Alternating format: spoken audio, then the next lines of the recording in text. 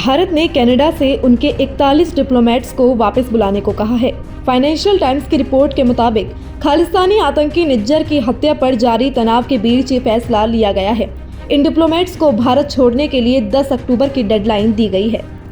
Reports के मुताबिक deadline के बाद इन 41 में से जो डिप्लोमेट भारत में रह जाएंगे उनको मिलने वाली छूट और दूसरे फायदे बंद कर दिए जाएंगे। कनाडा के भारत में करीब 62 डिप्लोमेट्स काम करते हैं। 10 अक्टूबर के बाद देश में केवल 21 कनाडाई डिप्लोमेट्स ही बचेंगे।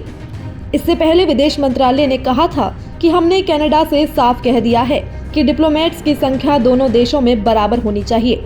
ये वियना कन्वेंशन के तहत जरूरी है। कनाडा के पीएम ट्रूडो ने 18 सितंबर को भारत सरकार पर खालिस्तानी आतंकी निज्जर की हत्या में शामिल होने का आरोप लगाया था। इसके बाद उन्होंने भारत के एक डिप्लोमेट को भी निकाल दिया था।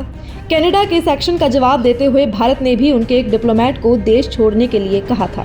इसके बाद भारत ने कनाडाई नागरिकों के लिए वीजा सेवाएं भी बंद कर दी थी।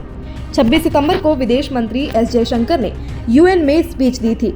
इस दौरान उन्होंने कनाडा का नाम लिए बिना कहा था कि राजनीति के लिए आतंकवाद को बढ़ावा देना गलत है। हम ये मानते हैं कि संप्रभुता का सम्मान जरूरी है, पर यह सम्मान चुनिंदा नहीं होना चाहिए। आतंकवाद, चरमपंथ और हिंसा पर एक्शन राजनीतिक सहूलियत के हिसाब से नहीं लेना चाहिए। इसके बाद जयशंकर ने discussion at council for foreign relations में भी कनाडा से जुड़े कई सवालों के जवाब दिए थे। जयशंकर ने कहा था कि कनाडा में अलगाववादी ताकतें, हिंसा और उग्रवाद से जुड़े अपराध पनप रहे हैं। जयशंकर ने कहा था, कनाडा में हमारे डिप्लोमेट्स को डराया धमकाया जाता है, हमारे कॉन्सुलेट पर हमले होते हैं। इन सबको ये कहकर सही ठहरा दिया जाता है कि लोकतंत्र में यही होता है। अगर कोई ऐसी घटना है जो एक परेशानी का मुद्दा है और कोई मुझे एक सरकार के रूप में कुछ जानकारी देता है तो मैं उस पर जरूर गौर करूंगा।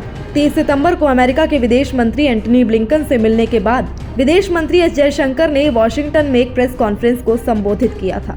उन्होंने कहा था, भारत को अभिव्यक्ति की आज़ादी पर किसी और से सीखने की जरूरत नहीं है। अभिव्यक्ति की आज़ादी को इस हद तक बढ़ावा नहीं दिया जा सकता कि वो हिंसा भड़काने के लिए इस्तेमाल होने लगे। ये बर्दाश्त नहीं किया जाएगा। जयशंकर ने कहा, हमारे मिशंस पर स्मोक बॉम्ब फेंके जाते हैं, डिप्लोमेट्स को धमकाया जाता है और उनके खिलाफ जगह जगह पोस्टर लगाए जाते हैं। क्या ये आम बात है? अभी ये भारत के खिलाफ हुआ है। अगर ये किसी और देश के खिलाफ किया गया होता तब भी क्या इस मामले को इतना ही सामान्य समझा जाता? कनाडा में जो कुछ भी हुआ वो कोई छोटी या आम बात नहीं है। फिलहाल इस वीडियो में इतना ही। इस खबर पर आपकी क्या राय है हमें कमेंट कर जरूर बताएं। साथ ही देश दुनिया से जुड़ी तमाम न्यूज़ अपडेट्स के लिए आप जुड़े रहें सहारा समय के डिजिटल प्लेटफॉर्म के साथ। धन्यवाद।